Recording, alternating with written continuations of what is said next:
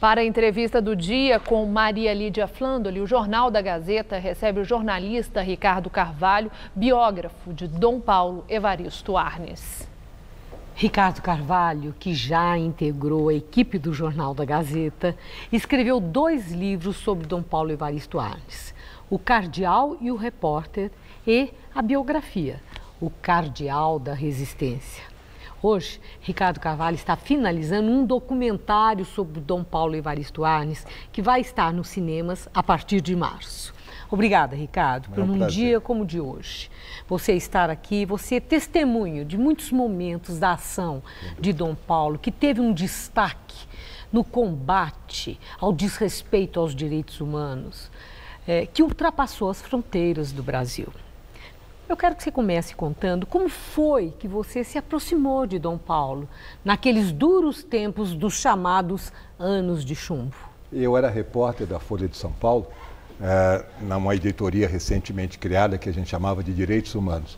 E eu, como repórter, eu fui designado para cobrir a Cúria Metropolitana. Sorte minha, porque acabei convivendo com um homem de características únicas, né? E que dava muita atenção aos repórteres, que sempre tinha o que dizer e de uma coragem impressionante, Maria Lídia. O documentário que eu estou finalizando chama exatamente Coragem, as muitas vidas do cardeal Dom Paulo Evaristo Arnes, porque ele, como cardeal, se desdobrou em 4, 5 cardeais da periferia, dos direitos humanos, dos operários, da esperança. Ele foi o cardeal da esperança, sempre isso presente na vida dele. Foram 28 anos como cardeal, como arcebispo de São Paulo.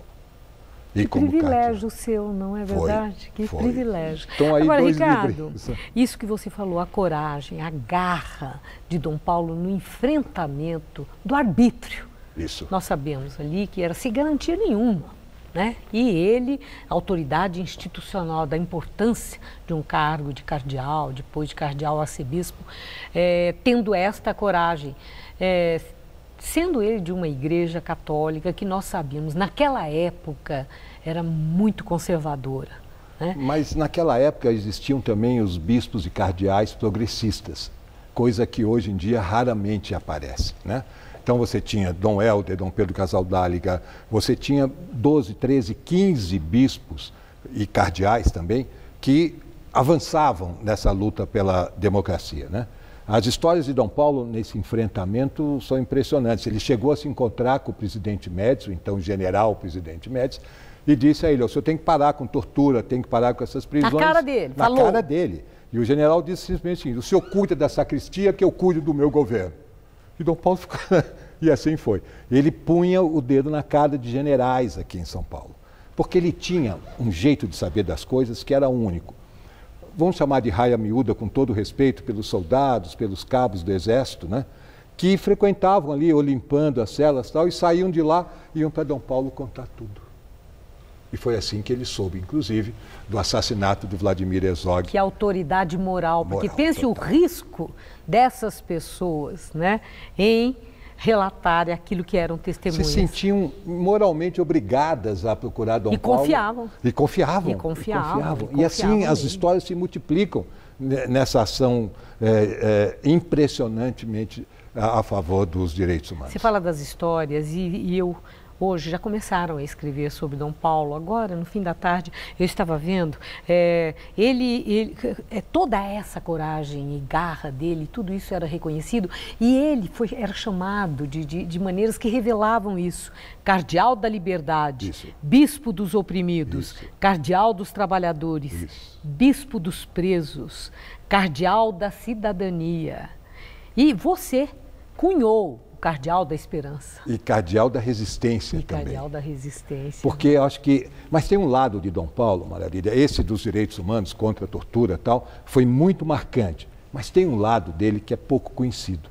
Ele vendeu o Palácio Episcopal, Maria Lídia, por $5 milhões em 1973. Com esse dinheiro, ele comprou 1.200 terrenos na periferia de São Paulo e começou a formação da consciência do povo de São Paulo, nas comunidades eclesiais de base. E, de repente, começaram a explodir na cidade reivindicações do tipo creche, hospital, pronto-socorro, escola, e ninguém sabia de onde vinha isso. E de onde vinha? vinha exatamente dessa ação silenciosa de Dom Paulo e efetiva, porque o povo aprendeu a se organizar.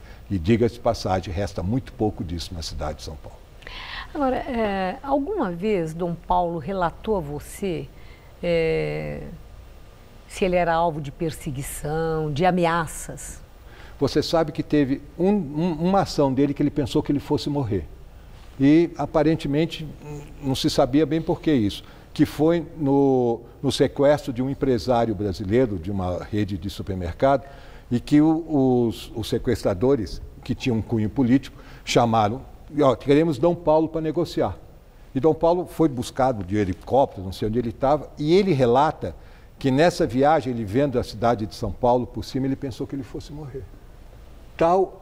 Olha, eu não conheço nenhuma outra história que Dom Paulo achou que fosse morrer. Ele achou que o clima de violência era tão grande que ele achou que ele pudesse morrer.